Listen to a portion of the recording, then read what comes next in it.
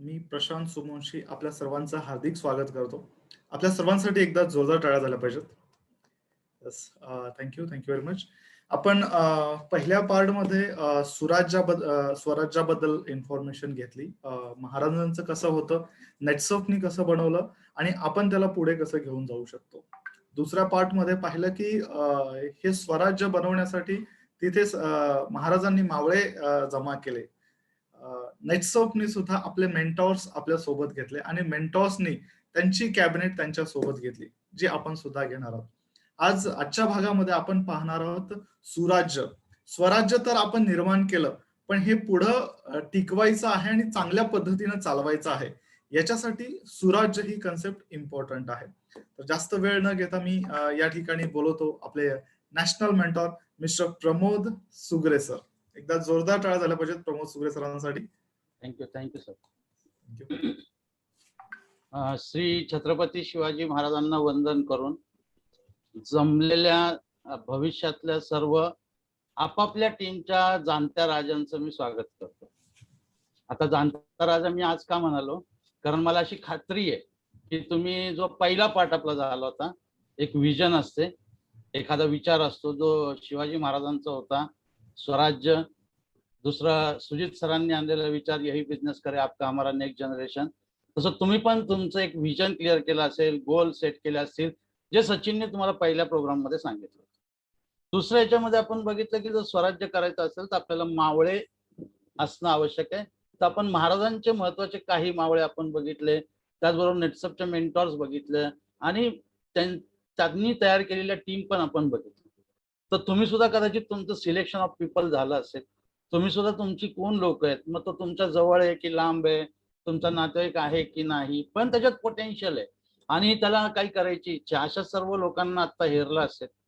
आता आपण त्याच्या पुढे एक पाऊल टाकायचा प्रयत्न करूया आणि आज आपण सुराज्य या विषयी आपण बोलणार आहे. म्हणजे शपथ घेतली आणि छान आपल्याला लोकांची साथ मिळाली, पण एखादं बनवलेलं ऑर्गनायझेशन, एखादं राज्य हे जर लॉंग टर्म टिकवायचं असेल तर त्यासाठी सुराज्य असणं खूप गरजेचं आहे. आता सुराज्याची गरज का पडते बाबा? आता सुराज्य नसेल तर काय होतं? परत मी थोडा इतिहासाचा संदर्भ देऊ इच्छितो. 1757ला ब्रिटिशांनी म्हणजे इंग्रजांनी पहिली भारतातली लढाई जिंकली, ती प्लासीची लढाई. आणि तिथून त्यांचं म्हणजे स्टार्ट झालं की भारतामध्ये एक वेगवेगळ्या प्रत्येक ठिकाणी पसरायला. त्या प्लासीच्या लढाईचं वैशिष्ट्य काय होतं? तर ज्याच्या विरोधात लढला तो रॉबर्ट क्लाइव्ह म्हणून इंग्रज होता आणि त्याच्याकडे फौज होती मात्र 5,000ची.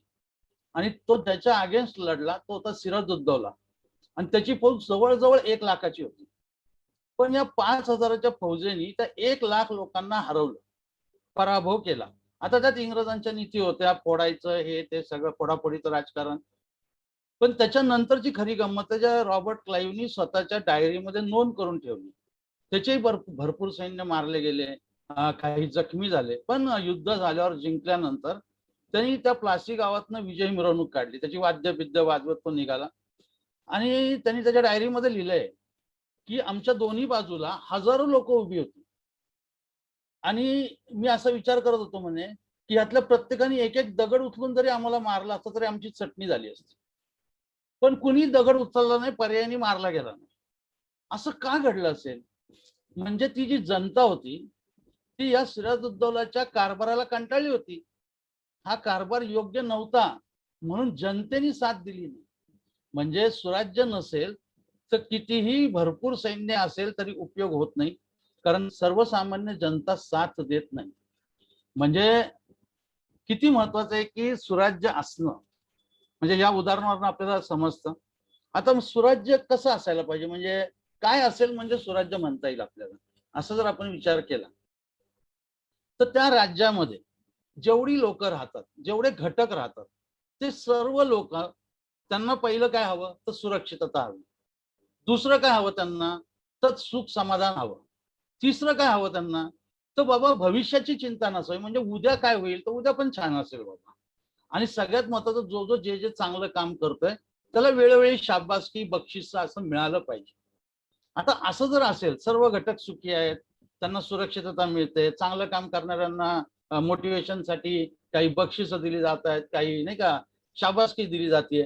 तर अशा वेळी काय होणार आहे, तर लोक त्या सगळी एकजूट राहणार आहेत. एकजूट राहिल्यामुळे ते राज्याचं सुराज्य बनायला सोपं होणार आहे.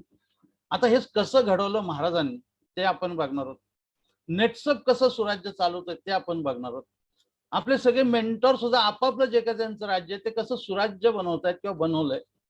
आणि प्रोग्रामच्या एंडला सचिन तुम्हाला परत सांगेल की तुमचं सुराज्य बनवायचं म्हणजे तुम्ही काय करायचं.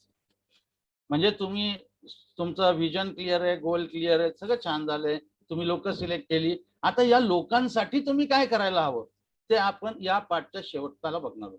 आणि त्यासाठी मी परत एकदा जरा पीपीटीचा आधार घेणार आहे.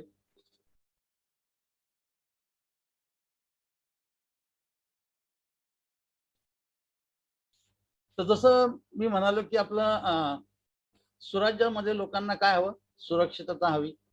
सुरक्षिततेबरोबर काय हवं, तर बाबा मला सुख समाधान मिळावं, त्याच्याबरोबर माझं भविष्य पण छान असावं आणि सुरक्षित असावं, आणि सगळ्यात महत्वाचं हे चांगलं काम केलं तर मला त्याची शाबासकी आणि बक्षीस काहीतरी मिळावं.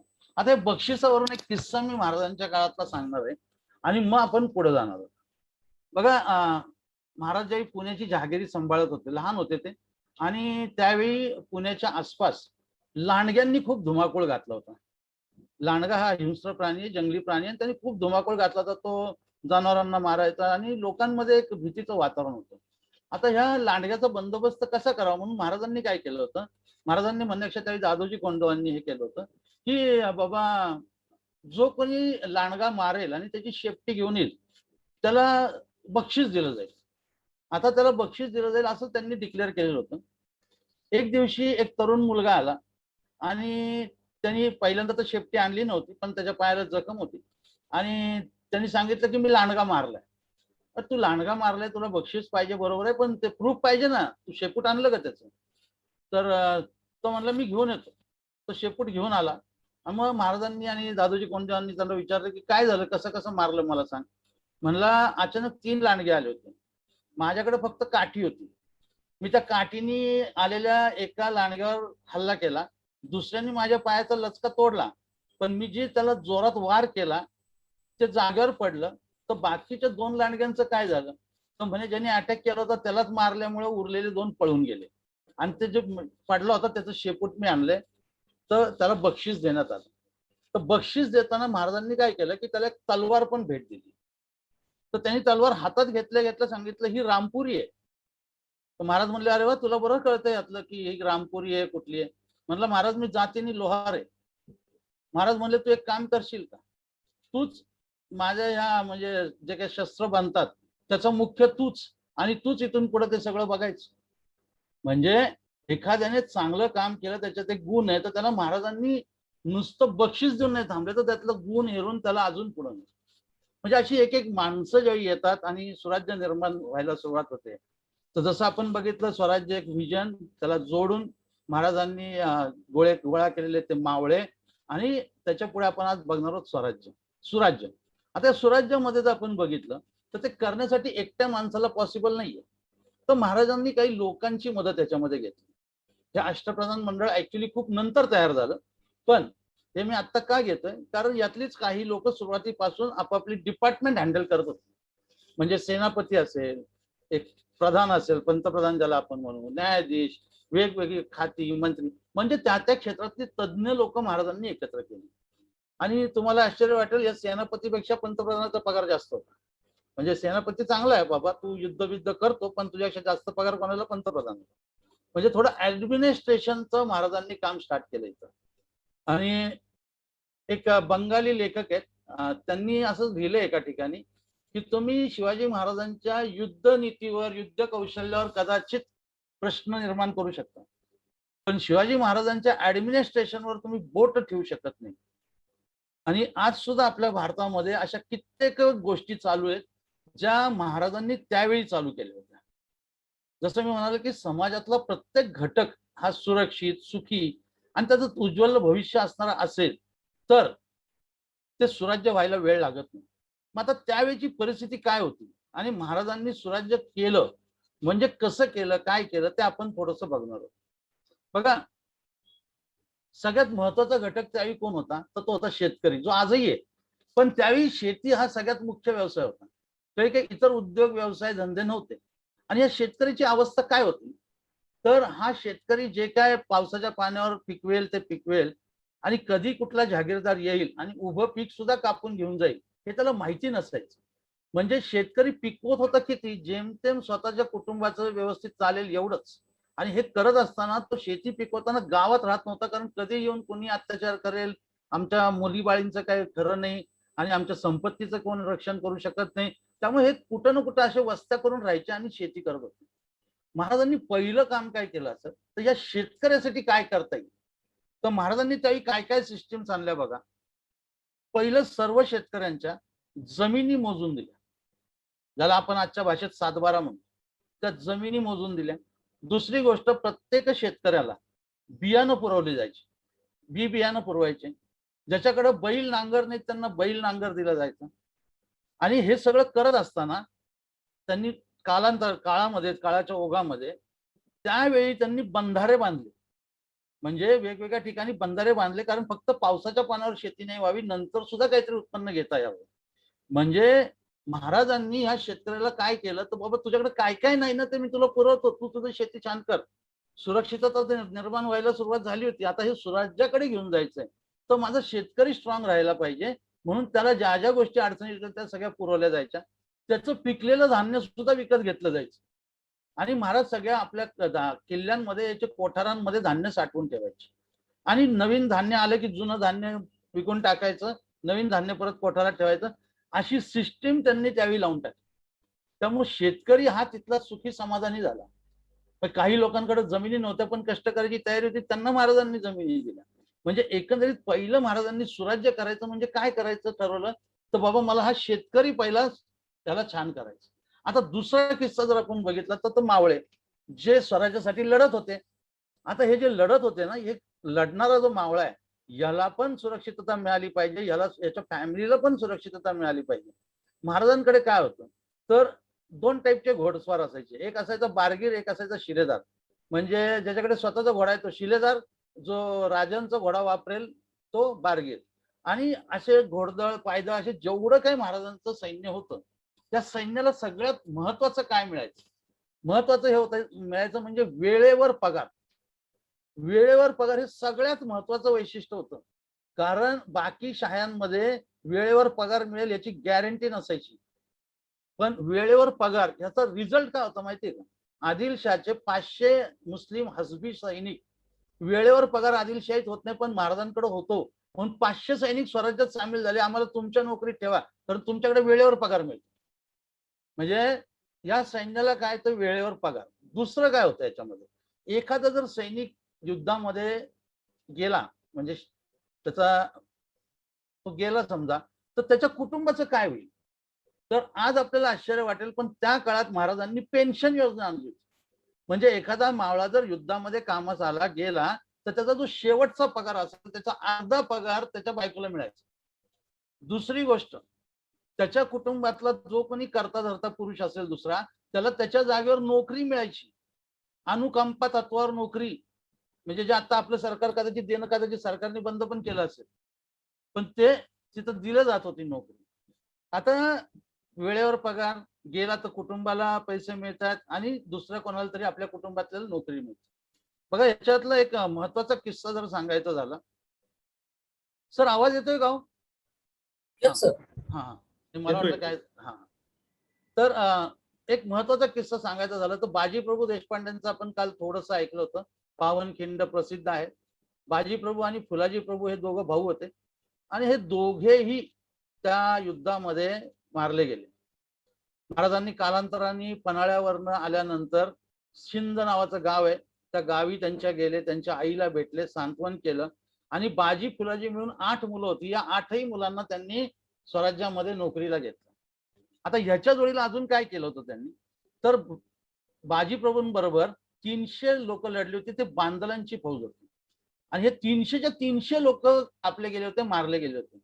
महाराज त्या गावात गेले, त्यांच्या गावातली जी सगळ्यात वयोवृद्ध बाई होते तिला भेटले आणि ह्या 300 लोक ज्या ज्या घरातून गेले होते, ज्यांच्या घरात तरुण मुलं होती त्यांना स्वराज्यात नोकऱ्या दिल्या, ज्यांच्याकडे अशी परिस्थिती नव्हती की मुलं नाहीयेत मोठी पण तिथं स्त्रियाच फक्त उरल्या होत्या, त्यांना नोकऱ्या तर त्यावेळी देऊ शकत नव्हते, पण त्यांना त्यांनी आर्थिक मदत केली. म्हणजे मला सांगायचं काय होतं, तर महाराजांनी एक शेतकरी तो सुरक्षित केला, त्याला सुदृढ करायचं काम केलं. मावळा जो लढत होता त्याच्यासाठी महाराजांनी काही योजना आणल्या आणि या योजनांमुळे सैन्यामध्ये एक कॉन्फिडन्स होता, की आज तर मी जे काही कामगिरी करतोय त्यासाठी मला मिळतात, भविष्यात माझं काही वाईट झालं तर माझ्या कुटुंबाची मला काळजी नाही. थोडक्यात नॉमिनी फॅसिलिटी पण होती. हा, अनुकंपा तत्वावरती नोकरी होती. आता याच्या जोडीला जर आपण बघितलं, तिसरा घटक होता ते म्हणजे महिला. सगळ्यात वाईट अवस्था त्या काळामध्ये जर कोणाची असेल तर महिलांची होती. कारण ज्यावेळी कुणी यायचं आणि लुटालूट व्हायची, त्यावेळी तो सोनं नाणं याच्याबरोबर तरुण मुली बायका यांना जास्त करून लुटलं जायचं. म्हणजे या सगळ्यात असुरक्षित होत्या. म्हणजे लोक गावं सोडून बाहेर का राहत होती, कारण काय जायचं ते जाऊ दे, निदान आमची आबरू तरी वाचेल. आता ह्या सगळ्यामध्ये महाराज वेगळे कसे उठून दिसतात, म्हणजे महाराजांनी या महिलांसाठी सुद्धा काय केलं. पहिली गोष्ट म्हणजे रांझे नावाचं एक गाव होतं, तिथला एक पाटील होता. त्याने एका बाई बरोबर काहीतरी गैरवर्तणूक केल्यानंतर त्याला पकडून आणलं. त्यावेळी महाराज अजून खूप लहान होते वयाने, पण महाराजांनी त्या वयात त्याला शिक्षा केली होती, म्हणजे त्याचा चौरंग केला होता, त्याचे दोन्ही हात आणि पाय तोडायला लावले होते. म्हणजे हे पहिली त्यांच्या आयुष्यातली घटना, की महिलांबरोबर कोणी जर काही वाईट वागतंय तर त्याला काय करायला पाहिजे. दुसरी घटना, जेव्हा जेव्हा हे लुटले जायचे कुठलेही खजिने वगैरे, तर तिथल्या बायकाही लुटून आणल्या जायच्या. असंच आपल्या मावळ्यांनी कल्याणचं जे एरिया होता तिथल्या सुभेदाराला लुटलं. म्हणजे त्याचा खजिना लुटला आणि खजिना घेऊन ते महाराजांपाशी आले. ते आल्यानंतर त्यांनी खजिना सगळा दाखवत होते, हे आणले, हे आणले, हे आणले. आणि त्यात एक जण म्हणलं, की महाराज तुमच्यासाठी अजून एक जबरदस्त नजराना आणलेला आहे. तर काय आणलाय, तर त्यांनी त्या कल्याणच्या सुभेदारीच्या सुनेला सुद्धा उचलून आणलं. महाराजांनी तिच्याकडे बघितलं आणि म्हणले, की काय सुंदर आहे ही. जर आमच्या मासाहेब एवढ्या सुंदर असत्या तर कदाचित आम्ही सुद्धा सुंदर झालो असतो. महाराजांनी तिचा यथोचित सत्कार केला, साडी चोळी देऊन तिची रवानगी परत त्यांनी कल्याणला केली. असं करणारा या हिंदुस्थानातला कदाचित पहिला आणि एकमेव राजा असेल, की ज्यांनी स्त्रियांसाठी हे काम केलं. त्याच्या जोडीला जर बघितलं आपण, की असंच असल्यामुळे हिरकणची स्टोरी सगळ्यांना माहिती आहे. म्हणजे ती वरती दूध द्यायला गेली होती रायगडावर, दरवाजाचे किल्ले बंद झाले, खाली खाली बाळ रडत होतं. तिला माहिती होतं बाळाला दूध पाजायचं, पण गडाचे किल्ले बंद झाले, ते उघडू नाही शकत कुठल्याही परिस्थितीत. तर ती कड्यावरून खाली उतरली बाळाला दूध पाजायला. जेव्हा महाराजांना हे कळालं, महाराजांनी तिला शिक्षा नाही केली, नियम मोडला म्हणून त्या कड्याला नावच देऊन टाकलं हिरकणीचं. म्हणजे महाराजांकडे एक हे होतं, की बाबा या ज्या महिला आहेत यांचा आदर केला पाहिजे आणि यांना व्यवस्थित सपोर्ट केला पाहिजे. बघा, यातनच तयार झालेली कदाचित त्या तारा राणी असतील, की अशा वातावरणात वाढल्यामुळे ती कॉन्फिडन्स लेवल वाढली आणि तारा राणींनी ऍक्च्युअली म्हणजे औरंगजेबाचा जो पराभव आपण म्हणू शकतो तो तारा राणींच्या काळात झाला. ही परंपरा थांबली नाही. पुढे झाशीच्या राणी लक्ष्मीबाई, अहिल्यादेवी अशी अमाप परंपरा या स्वराज्यामध्ये चालू झाली. तुम्ही इतिहासाची कुठलीही पुस्तकं उचलून काढली तर एवढ्या पराक्रमी महिला दुसरीकडे कुठेही झालेल्या नाहीत. माझ्या माहितीत तर नक्की नाही. म्हणजे एक शेतकऱ्याला सुदृढ करायचं काम केलं, ज्याला आपल्या आजच्या भाषेत आपण सक्षम म्हणू शकतो. दुसरं आपण बघितलं तर मावळ्यांना सक्षम केलं, महिलांची अस्मिता व्यवस्थित ठेवली आणि एक चौथा वर्ग जो होता तो म्हणजे 12 बलुतेदार. म्हणजे काय, लोहार, सुतार, चांभार, सोनार, शिंपी अशी जी वेगवेगळी कामं करणारी लोक होती, यांना कामच नव्हती. कला असून काम नव्हतं. का नव्हतं? कारण की गावच नव्हती. लोक वाडी वस्त्यांवर राहत होती.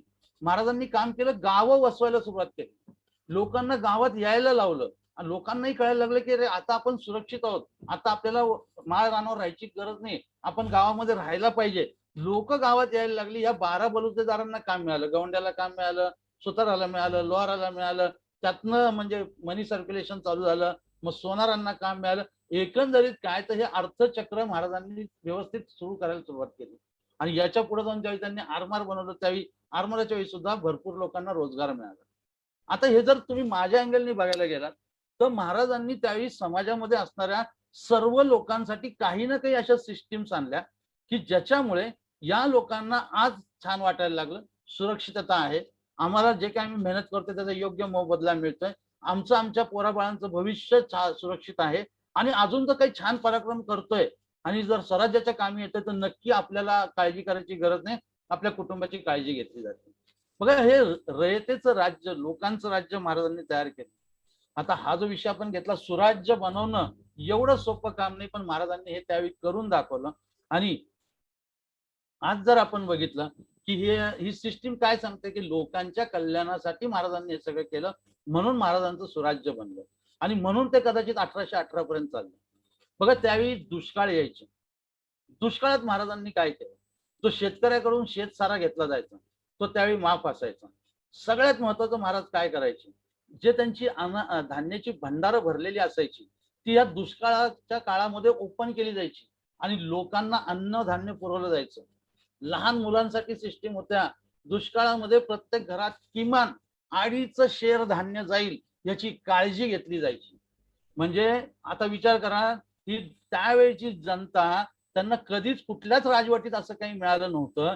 त्यांना या सगळ्या गोष्टी मिळाल्यामुळे त्यांचा जो कॉन्फिडन्स वाढला असेल आणि त्यांचं जे प्रेम स्वराज्याविषयी निर्माण झालं असेल, म्हणून मला असं वाटतं कदाचित 1818 पर्यंत मराठ्यांनी या हिंदुस्थानवर राज्य केलं. आता हा जो पार्ट आपण छत्रपती शिवाजी महाराजांच्या स्वराज्याचा बघतोय, त्याचं कनेक्शन मी नेटसपला लावायचा प्रयत्न केला. नेटसप बरोबर मी मेंटॉरला लावायचा प्रयत्न केलाय आणि तुम्ही सुराज्य करायचं म्हणजे काय करायचं हे तुम्हाला नक्की सचिन शेवट सांगणार. बघा आपण याच्या पुढे जर बघितलं तर आपण नेटसपचं सुद्धा अष्टप्रधान मंडळ असल्यासारखं मी थोडासा असा विचार करून केलाय. म्हणजे त्याच्यामध्ये सुजित सर आहेत, मग संजय सर आहेत, त्याच्या जोडीला केतन सर आहेत, प्रदीप सर आहेत, लक्ष्मी मॅडम आहेत. आपल्या झोनचा जर विचार केला तर शरद सर, त्याच्यानंतर केविन सर, अमित सर आहेत, अनामिका मॅडम आणि प्रशांत सर. आता हे जर बघितलं तर हेही 8 लोक आहेत. हे पण अष्टप्रधान मंडळ असल्यासारखे आपल्या झोनचं. आणि याच्यातलं बघा प्रत्येकाचा एक रोल आहे आणि ते त्या याच्यामधले म्हणजे तज्ज्ञ आहेत जे त्या लोकांना सपोर्ट करतात. म्हणजे अमित सर असतील तर बायोफिटचा आपल्याला कुठला विषय राहत नाही. अस्मितांसाठी अनामिका मॅडम आहेत म्हणजे त्यांच्यासाठी कुठली काळजी करायचं कारण नाही. जर बघितलं बाकीचं प्रशांत सर आहेत, सगळं ऍडमिनिस्ट्रेशन सांभाळत आहेत. त्यांना गाईड करायला शरद सर आहेत, केविन सर आहेत, त्यासोबत वरती केतन सर आहेत, प्रदीप सर आहेत, लक्ष्मी मॅडम आहेत, सुजित सर. म्हणजे थोडक्यात काय तर नेटसप सुद्धा असंच काम करणारी कंपनी नव्हे, तर इथं सुद्धा एक सिस्टीम आहे आणि ती सिस्टीम रन होते. आता याच्या जोडीला आम्हाला चौघांनाही घेतलंय, पण आमची नावं काही टाकली नाही त्याच्यात, जाऊ द्या. हा, पण आम्ही चौघं, कारण आपण त्या पार्ट मधले ना, आम्ही तुमच्या बरोबरचे. दैतोले साहेब, मी, सचिन थोरात, आम्ही तुमच्या बरोबरचे. आता हे आपलं अष्टप्रधान मंडळ. आणि मग नेटसपच्या काही सिस्टीम आहेत का बाबा? नेटसप मध्ये आलेली लोक, जर नेटसपचं आपण म्हणतो नेटसप स्वराज्य आहे, तर नेटसपने आलेल्या सर्व लोकांसाठी काहीतरी केलंय का? आता असं मी माझ्या अँगलने जेव्हा विचार केला तर नेटसप मध्ये आपण जर बघितलं तर युजर आहेत की नाही, भरपूर युजर आहेत. म्हणजे आमचे बायोफिटचे युजर आहेत, काही नॅचरामोरचे युजर आहेत, काही पर्सनल केअरचे युजर आहेत. नेटसप यांची काळजी घेतं का? म्हणजे डे 1 ला जसं स्टीमरिच होतं किंवा बायो 95 त्यावेळेचं होतं, तसेच प्रोडक्ट राहिले का ते एनहान्स केले कंपनीने? नुसते एनहान्स केले का त्याच्यामध्ये अजून वेगवेगळे प्रोडक्ट आणत गेले की जेणेकरून हा युजर अजून छान प्रोडक्ट यूज करू शकला पाहिजे? त्याला आपण वर्ल्ड क्लास क्वालिटीचे आणि अद्यावत प्रोडक्ट दिलेच पाहिजे. म्हणजे कंपनी पहिलं प्रोडक्टच्या माध्यमातून युजरची काळजी घेतं. दुसरं काय करते कंपनी? बघा, जेव्हा जेव्हा सीझन येतो स्पेशली बायोफिट साठीचा, शेतीचा, तेव्हा तेव्हा आतापर्यंतची हिस्ट्री नेटसप मोठा डिस्काउंट देते. का मोठा डिस्काउंट देते? की बाबा आमचे मॅक्सिमम युजर्सने हे प्रोडक्ट वापरावेत, त्याला जास्तीत जास्त त्यातनं खर्च कमी होऊन उत्पन्न वाढावं. म्हणजे नेटसप नेहमी ही काळजी घेतं की आमचा युजर हा ऑलवेज सॅटिस्फाईड राहायला पाहिजे. त्याच्यासाठी वर्ल्ड क्लास प्रोडक्ट, अद्यावत प्रोडक्ट आणि त्याला वेळच्या वेळी काहीतरी डिस्काउंटच्या स्कीम वगैरे आणून त्याच्यातनं युजर आमचा समाधानी राहायला पाहिजे. बघा, म्हणून नेटसप ही अशी एकमेव कंपनी आहे कदाचित की तुम्ही आम्ही लोकांना नुसतं प्रोडक्ट सांगून जॉईन करतो. प्लॅन सांगायची गरज नाही, नुसतं प्रोडक्टवर लोक जॉईन होतात. आज कित्येक शेतकरी असे आहेत, भले ते बिझनेस नाही करत आहे, पण जेव्हा त्यांनी पहिल्यांदा नेटसपचं बायोफिट घेतलं तर आजही ते बायोफिट घेतात. कदाचित आमचे लीडर विसरून गेले की माझ्याकडे युजर आहे, पण आजही तो युजर कंपनीत फोन करून सांगतो साहेब मला पाहिजेत प्रोडक्ट म्हणून. म्हणजे का? तर कंपनीने युजर्सची काळजी घेतली. आता आपण जर दुसरं बघितलं, युजर बरोबर रिटेलर आहेत. रिटेलरसाठी ऑलवेज मार्जिन कंपनीने छान ठेवलं होतं. आणि आता तर अजून एक क्रांतिकारी पाऊल घेतलं, ई टेलर आणलं. ऑनलाईन घरी बसल्या बसल्या तू रिटेलिंग करू शकतो, रोज तुला पेवट मिळू शकतो. बघा, म्हणजे सगळ्यांना नेटवर्किंग जमेल असं नक्की नाही, पण जो यूज करतोय त्याला पण कंपनी समाधानी ठेवते. जे रिटेल करतायत त्यांना कंपनी समाधानी ठेवते. आणि त्याच्या पुढे जर आपण बघितलं, नेटवर्किंग करतोय म्हणजे ज्याला आपण नेटवर्कर म्हणतो, आपल्या भाषेत आपण एन म्हणतो, हा एक घटक आपल्या नेटवर्क मध्ये. याच्यासाठी कंपनी काय करते? याच्यासाठी कंपनीने जगातलं सगळ्यात सुंदर आणि सिस्टमॅटिक पाथफाइंडर आणलाय. म्हणजे तुला काम करायचंय, तुला नेटवर्किंग करायचं, चल पहिले तू सक्षम अस्मिता L1 अचीव कर. मग L2 अचीव्ह कर, मग क्लब नेटसअप अचीव्ह कर, मग तू फास्ट ट्रॅक मध्ये ये, मग फास्ट ट्रॅक मध्ये तू एक एक स्टेप वर जा, मग तुला तिथं आम्ही जनरेशन इन्कम देतो, मग तू आयकॉन हो, मग तू हजबंड वाईफ ये क्लब नेटसअपला, मग तू मिशन कॅप मध्ये ये, एक एक स्टेप अचीव्ह करत जा आणि एक दिवस तू पण 8-19 घे. म्हणजे एक सुंदर पाथ फाइंडर या नेटवर्करसाठी कंपनीने दिला. म्हणजे माझ्या अँगलनी बघा, सगळे घटक सुखी समाधानी ठेवायचं काम नेटसअप करते आणि त्यांच्या भविष्यामध्ये सुद्धा तुम्हाला काय मिळणार याची तजवीज ऑलरेडी कंपनी करते. आता राहिला एक घटक आपल्याकडे, तो सगळ्यात महत्वाचा घटक आहे, तो म्हणजे अस्मिता. बाकी कंपन्यांनी आतापर्यंत अस्मिताचं काय केलं मला माहित नाही, म्हणजे महिलांचं काय केलं. म्हणजे असं मी वाचलं होतं, ऐकलं होतं की भरपूर साऱ्या कंपन्यांमध्ये भरपूर जास्त करून महिलाच नेटवर्किंग करतात. आमच्याकडे जरी संख्या कमी असेल ना, तरी मला नाही वाटत की आता ही संख्या कमी राहणार आहे. याच्या मागचं कारण काय, तर नेटसअप मध्ये एक वेगळं कल्चर आहे. वेगळं कल्चर आहे बघा. प्रोजेक्ट अस्मिता यायच्या आधीपासून आपल्याकडे महिला काम करत होत्या, पण अस्मिता प्रोजेक्ट आल्यानंतर त्याला एक परत सिस्टीम लागली आणि कंपनी वारंवार विचार करते की या अस्मितांसाठी अजून आम्ही काय छान करू शकतो. म्हणजे पहिली गोष्ट, अस्मिता मॅनेजर्स अपॉइंट केल्या, कारण शेवटी मेल फिमेल मध्ये विचारांची तेवढी सहजपणे देवाणघेवाण नाही होऊ शकत. तर कंपनीने अस्मिता मॅनेजर्स आणल्या, अस्मितांसाठी काय काय करता येईल त्या टाईपची प्रोडक्ट रेंज आणली. दुसरी गोष्ट, जेव्हा जेव्हा कंपनीच्या कुठल्याही इव्हेंटला, क्लब नेटसअप असेल, फास्ट ट्रॅक असेल, तिथं जेव्हा अस्मिता येतात, मला माहित नाही अस्मिता घरी किती सुरक्षित आहेत, बाहेर किती सुरक्षित आहे, पण नेटसअपच्या इव्हेंटमध्ये आल्यानंतर ते 101% सुरक्षित असतात. कुणी त्यांच्यावर गैरवर्तणूक करू शकत नाही, या पद्धतीची सिस्टीम नेटसअप लावतं. आणि बघा याचाच परिणाम म्हणून काय झालं, तर जसं युजर आज वर्षानुवर्ष नेटसअपचे प्रोडक्ट वापरतायत, कारण ते सुखी समाधानी आहेत. रिटेलर रिटेलिंग करतायत, आता रिटेलिंग करतील. नेटवर्कर साठी एक जबरदस्त पाथफाइंडर आहे, त्यातनं आपण बघितलं भरपूर सारे मेंटॉर्स तयार झाले, भरपूर सारे कॅप अचीव्हर्स तयार झाले. तसंच अस्मिता प्रोजेक्टच्या माध्यमातून सुद्धा, म्हणजे मी नेहमी कुठलाही अस्मिताचा प्रोग्राम असेल ते एक नाव नक्की घेतो, कारण ते घ्यावंच लागतं. ते म्हणजे भानुशाली मॅडमच्या पहिल्या अस्मिता करोडपती पण झाल्या, त्यांनी कॅप पण लावली. म्हणजे कदाचित मी जर महाराजांच्या याच्याबरोबर इतिहासाबरोबर कनेक्ट करायचं बघितलं, तर कदाचित त्या तारा राणी आहेत, नेटसअपच्या तारा राणी आहेत, की ज्यांनी तेवढा मोठा पराक्रम करून दाखवला. पण आता हे इथं थांबणार नाही मला खात्री आहे. आता लक्ष्मीबाई, अहिल्यादेवी ह्या नक्की तयार होतील आणि या हिंदुस्थानभर नेटसअप मध्ये अस्मिता किती जबरदस्त अचिव्हमेंट करू शकतात हे सुद्धा दाखवतील. म्हणजे मला थोडक्यात तुम्हाला काय सांगायचं, नेटसअप मध्ये सुराज्य काय आहे, कारण अस्मिता पण व्यवस्थित, युजर पण व्यवस्थित, रिटेलर पण व्यवस्थित आणि नेटवर्किंग करणारा पण व्यवस्थित.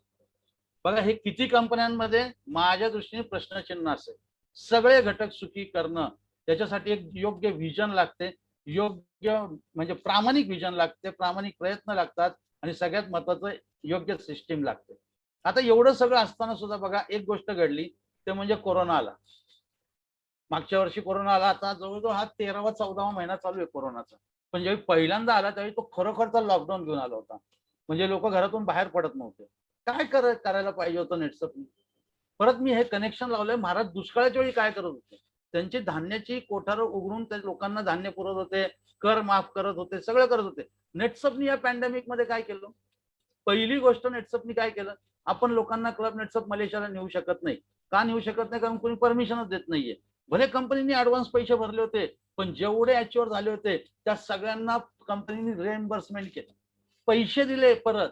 एखादी कंपनी म्हणली असते जेव्हा मलेशिया ओपन होईल त्यावेळी आपण घेऊन जाऊ, भले 10 वर्षांनी होईल त्यावेळी नेऊ, तुम्ही जिवंत असाल तर. पण कंपनीने असं नाही केलं. कंपनीने आपलं भांडार ओपन केलं की या लोकांची अचिव्हमेंट झाली आहे आणि यांना आता पैशाची गरज आहे, कारण हे घरात आहे. कदाचित कोणाला तरी हॉस्पिटलमध्ये जायची वेळ येईल, यांचं डे टू डे लाईफ चाललं पाहिजे. आता यांना पैशाची गरज आहे. कंपनीने जेवढे मलेशिया अचीव्हर्स होते त्यांना पैशामध्ये रिटर्न दिले. जेवढे इव्हेंट आपण करू शकत होतो, जसे फास्ट ट्रॅकचे असतील, बाकी कुठले असतील, हे नाही करू शकत, तर कंपनीने ते सगळे फंड पैशामध्ये ट्रान्सफर करून अचीव्हर्सला द्यायला सुरुवात केली. तुम्ही जर नीट मागे जाऊन बघितलं तर बोनस दिले, अजून काय काय इन्सेंटिव्ह दिले, हे करून कंपनीने काय केलं, तुम्ही छान काम करताय पॅन्डेमिक मध्ये, तुम्हाला आमच्याकडून पैशाच्या स्वरूपात, हे पहिल्यांदा नेटसअपनी केलं. माझ्या दृष्टीने पॅन्डेमिक आलं म्हणजे ऍक्च्युली दुष्काळ आला. तर दुष्काळ आला तर नेटसअपने आपलं खजिना ओपन केला की जे आपली लोक आहेत त्यांच्यासाठी द्यायला पाहिजे. आणि सगळ्यात महत्वाचं, कंपनीने काय केलं, 1,75,00,000 रुपये, जवळजवळ 1700 प्लस डायरेक्ट सेलर्सला, जे आमचे लीडर्स आहेत त्यांना ऍडव्हान्स पेआउट दिला. आता मी हे तुम्हाला काय दाखवायचा प्रयत्न करतोय, सुराज्य केव्हा राहू शकतं, ज्यावेळी सर्व घटक सुखी आहेत आणि जे अडचणीची वेळ येते त्यावेळी ज्यावेळी राज्यकर्ते ते जर या सरळ हाताने अशी मदत करतात तर लोकांना असं नाही वाटत की दुसरीकडे कुठं जावं, तर इथंच माझं आज पण छान आहे, माझा उद्या पण छान आहे. आणि हे बघूनच कदाचित आपण जो मागच्या वर्षी 412 करोड प्लस टर्नओव्हर केला, याचं कारण हेच आहे की हे सुराज्य होतं. लोकांना कॉन्फिडन्स होता की कितीही अडचण आली तर नेटसप माझ्या मागे उभं आहे. आणि हे लोकांना, बाहेरच्या लोकांनाही दिसत होतं, पण भरपूर बाहेरची लोक सुद्धा नेटसप मध्ये आली. बघा, म्हणजे महाराजांनी सुराज्य करताना जे जे केलं, माझ्या हिशोबाने नेटसप आता ते सगळं करतंय. आणि म्हणून नेटसप मध्ये सुद्धा सुराज्य आहे. आज नेटसप मध्ये युजर पण सुखी आहे आणि मेंटॉर पण सुखी आहे. त्याच्या पुढे जर आपण बघितलं तर आता महाराजांनी काय केलं, नेटसपने काय केलं सुराज्य करण्यासाठी, आणि आपण आता बघू मेंटॉर्सनी काय केलं. आता मेंटॉर मध्ये हा स्क्रीन छोटा असल्यामुळे, आणि मी तर म्हणलं तर सगळ्या मेंटॉर्सचे फोटो टाका, पण मला इथं 7च फोटो आलेत परत. कोणी असं नको समजू की फक्त 7च मेंटॉर आहेत. 2323 मेंटॉर बद्दल मी बोलणार आहे, पण सगळ्यांचं जर सांगत बसलो तर खूप वेळ जाईल. तर प्रतिनिधी म्हणून कदाचित हे 7 लोक आहेत. पण तुम्ही जर ह्या सगळ्या मेंटॉर्स कडे बघितलं, 23 मेंटॉर यांनी यांच्या टीम मध्ये सुराज्य केलं म्हणजे काय केलं, महाराजांनी सुराज्य काय केलं आपण समजून घ्यायचा प्रयत्न केला. नेटसप सुराज्य आणतंय करतंय म्हणजे काय हे आपण बघितलं. तर प्रत्येक जण हा मेंटॉर झालाय. मग तो गुरुलिंगयापासून दैतुले साहेबांपर्यंत सगळे आले. तर प्रत्येक मेंटॉर हा मेंटॉर का झाला, तर यांनी त्याच्या टीम मध्ये सुराज्य आणलं. सुराज्य आणलं म्हणजे काय केलं, पहिली गोष्ट, प्रत्येक मेंटॉरची एक सिस्टीम आहे. प्रत्येक मेंटॉरची एक स्ट्रेंथ आहे, ताकद आहे, आणि त्यांनी प्रत्येकाची एक सिस्टीम बनवलेली आहे. या सिस्टीममुळे काय होतं, त्याच्या टीम मधल्या लोकांना सुरक्षितता मिळते. जसं दैतुले साहेब सेमिनार, थोरात साहेब कमांडो ट्रेनिंग, वाटकर असेल जे कॉम्बिनेशन करतो वेगवेगळ्या टीम्स, त्यांनी राजकोटला करून दाखवलं, पुण्यात करून दाखवलं. थोरातनी कमांडो घडवले. दैतुले साहेबांचे डेली किंवा आठवड्यातले सेमिनार. साळवी असेल, साळवीचं जर आपण वैशिष्ट्य बघितलं, मेंटॉरिंग, कॅल्क्युलेशन. देशपांडे असेल, तो 1 to 1 मध्ये कोणालाही म्हणजे मेलेल्या घोड्याला डर्बी रेसला उभा करू शकतो, म्हणजे ते मोटिवेशन त्याच्याकडे आहे द्यायचं. सचिन आहे जो मायक्रो प्लॅनिंग करू शकतो. मी बऱ्यापैकी मला जे जे जमतं ते करतो, पण माझी पण एक सिस्टीम आहे. म्हणजे प्रत्येक मेंटर, मी फक्त 7 जणांची नाही म्हणत, सगळ्या मेंटॉर्सची आपली स्वतःची एक सिस्टीम आहे. का सिस्टीम आहे, त्याच्या टीम मध्ये काय टाईपची लोक आहेत, त्याला काय चांगलं जमतंय, आणि या पद्धतीने प्रत्येक मेंटॉरची एक सिस्टीम आहे. सिस्टीम बनवली म्हणून कदाचित तो मेंटॉर झाला. आता जिथं जिथं मला काही येत नाही तिथं मी थोरातची मदत घेतो, जिथं थोरातला माझी गरज असते तिथं मी थोरातला मदत करतो. सगळे एकमेकाकडे ज्यावेळी मदत होते प्रत्येक सिस्टीम, त्यावेळी असलेल्या टीमला सुरक्षितता मिळते, त्यांचं भविष्य उज्ज्वल त्यांना दिसायला लागतं. आणि म्हणून मग इथं यांचं सुद्धा सुराज्य बनायला सुरुवात होते. दुसरी गोष्ट बघितली तर सपोर्ट. प्रत्येक मेंटॉर तुम्ही जर ऑब्झर्व कराल, त्यांनी टीमला सपोर्ट केलाय म्हणून तो मेंटॉर झालाय. म्हणजे कुठला सपोर्ट असेल, नॉलेजचा सपोर्ट असेल, ट्रेनिंगचा सपोर्ट असेल, फायनान्शियल सपोर्ट असेल. त्यांनी योग्य लोकांना, कुठं सेमिनारचे भाडे असतील, मेंटॉर्स भरतो, कुठं लोकांना काहीतरी गिफ्ट लावतो, काहीतरी एवढं करशील तर असं देतो, तेवढं करशील तर तसं देतो. याच्या जोडीला भरपूर ठिकाणी काही लोक बाहेर जाऊन राहतात, तिथं रूमचं, खोल्यांचं भाडं मेंटॉर देतो. कित्येक ठिकाणी म्हणजे काही लोकांना फिरायला पैसे नाही, तिथं देतो, कोणाला मोटरसायकल घ्यायला, कोणाला लॅपटॉप घ्यायला, कोणाला प्रोजेक्टर घ्यायला. म्हणजे फक्त नॉलेजचा सपोर्ट देत नाही, कोरडा कार्यक्रम नाही, त्याच्याबरोबर त्याला आर्थिक मदत देऊन सुद्धा सपोर्ट केल्यामुळे कदाचित हे लोक मेंटॉर झालेले. तिसरं जर बघितलं, जो जो मेंटॉर झालाय त्याचं आपल्या टीम मधल्या सगळ्या लीडर्स बरोबर योग्य पद्धतीचं कम्युनिकेशन. कम्युनिकेशन हे आपल्या बिझनेस मधलं अतिशय महत्वाची गोष्ट आहे. महाराजांचं त्यांच्या लोकांबरोबर कम्युनिकेशन होतं, नेटसपचं सगळ्या लीडर्स बरोबर कम्युनिकेशन आहे, तसं या प्रत्येक मेंटॉरचं आपल्या लोकांबरोबर कम्युनिकेशन.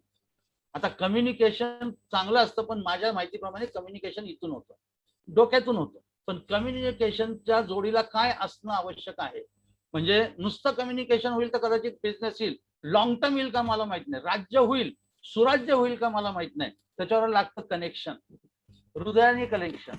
म्हणजे महाराजांसाठी लोक का लढायला मरायला तयार झाली, कारण महाराज फक्त कम्युनिकेशन करत नव्हते, कनेक्शन होतं. म्हणजे जर आपण बघितलं नेटसप, आज आम्ही 20-21 वर्ष व्हायला आली, असं नाही वाटत की दुसरं काय करावं, का नाही वाटत आहे, कारण सुजित सर असतील, केतन सर असतील, प्रदीप सर असतील, आमचं फक्त कम्युनिकेशन नाहीये, कनेक्शन आहे. तसं कनेक्शन या प्रत्येक मेंटॉरचं त्याच्या लीडर्स बरोबर आहे. म्हणजे मी आणि सचिन कुलकर्णी आम्ही दोन तर नक्की मी सांगू शकतो, कधीही टूरवर गेल्यावर सकाळचं जेवण मी तर कुठल्या हॉटेलमध्ये जेवत नाही. ज्या सिटीत गेलोय त्या सिटीतला कुठला तरी लीडर त्याच्या घरून डबा घेऊन येतो. तेच सचिनच्या बाबतीत पण असतं. आता हे डबा काय येतो घरून माहिती ना, कम्युनिकेशन नाहीये, कनेक्शन आहे, कनेक्शन. कारण इथून कनेक्शन असल्याशिवाय तुमची लोक तुमच्याबरोबर काम नीट करणार नाही आणि केल्याशिवाय तुमचं सुराज्य बनणार नाही. आणि सगळ्यात महत्वाचा एक पॉइंट म्हणजे पॅन्डेमिक सिच्युएशन मध्ये या मेंटर्सनी काय केलं. तुम्ही लॉकडाऊन मध्ये आहात, मी पण लॉकडाऊन मध्ये, तुम्ही पण बाहेर नाही जाऊ शकत, मी पण बाहेर जात नाही, तुम्ही पण शांत बसा, मी पण बसतो, असं नाही केलं. त्या प्रत्येक मेंटॉरने स्वतःच्या सिस्टीम परत लावल्या, भले त्या ऑनलाईन लावल्या. मग दैत्रे साहेबांचे सेमिनार असेल, थोरातचं कमांडो ट्रेनिंग असेल, साळवीचं मेंटॉरिंग असेल, वाटकरचे छोटे ट्रेनिंग असतील, रवीचं सक्षम अस्मिता L1 साठी ट्रेनिंग प्रोग्राम असतील, गुरुचे काही त्याच्या पद्धतीचे असतील, प्रशांतचे वेगळे असतील, किरण भोईर, मला आता जेवढी नावं समोर येतात तेवढी मी घेतोय, म्हणजे सतीश शेजूळ असेल, प्रत्येकाने पॅन्डेमिक मध्ये शांत न बसता टीमसाठी काय करता येईल ते सगळं केलं. आणि अजून एक महत्वाची गोष्ट म्हणजे या प्रत्येकाने पॅन्डेमिक मध्ये जसं कंपनीने स्वतःचा खजिना ओपन केला, तसा प्रत्येक मेंटॉरने खजिना ओपन केला. जास्त स्ट्रॉंग ऑफर लावल्या, कमी टार्गेट मध्ये लावल्या, काही लोकांना ऍडव्हान्स पेआउट दिले, कोणाच्या घरात काहीतरी हॉस्पिटलचा विषय आला तिथं मदत केली. म्हणजे जेवढं शक्य होतं करणं तेवढं सगळं केलं. बघा, हे मी तुम्हाला सगळं का सांगतो, कारण सुराज्य बनवायचं असेल तर एक अतिशय महत्वाचा शेवटचा मुद्दा हाच असतो की त्या राज्यामध्ये असणारी लोक, त्यांना तिथं जोपर्यंत मजा येते ना तोपर्यंत ते 101% तुमच्या सोबत राहणार. सुराज्य महाराजांचं झालं कारण लोकांना तिथं मजा येतो, अरे क्या बात आहे, सगळं छान चाललंय, मी माझे सण उत्सव सगळे साजरे करू शकतोय. बघा, म्हणजे मला कुठलाही कोणाचा धोका नाही, त्यामुळे सुराज्य झालं. नेटसप मध्ये लोक का कम्फर्ट आहेत, का डोक्यात कुठला विचार येत नाही, इकडे जावं तिकडे जावं, काय जायची गरज आहे, मला इथं जे जे पाहिजे ते सगळं मिळतंय. मेंटॉर लोक का मेंटॉर झालेत, कारण की यांनी सुद्धा त्या सिस्टीम्स फॉलो केल्या, त्या पद्धतीने लोकांबरोबर त्यांनी व्यवहार केलाय. आणि म्हणून आज प्रत्येक मेंटॉरचा आपण म्हणू शकतो प्रत्येकाचं स्वतःच एक सुराज्य आहे. बघा, तुम्ही सुद्धा एक चांगला विचार घेऊन त्याच्याबरोबर चांगली योग्य लोक निवडून त्यांना जर तुम्ही सक्षम केलं, तुम्ही जर त्यांना बळकटी दिलीत आणि त्यांना जर ही मजा आली की या लीडर बरोबर काम करण्यात मला मजा येते, तर तुमचं जे स्वराज्य आहे, आर्थिक स्वराज्य, ते सुराज्य व्हायला वेळ लागणार नाही. आणि सुराज्य झाल्यावर तुम्ही 101% नेटसपचे भविष्यातले मेंटॉर आणि तुमच्या टीमचे तुम्ही जाणते राजा असणार आहे.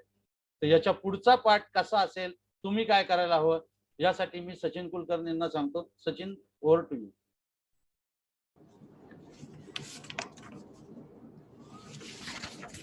थँक्यू सुग्रे साहेब, थँक्यू.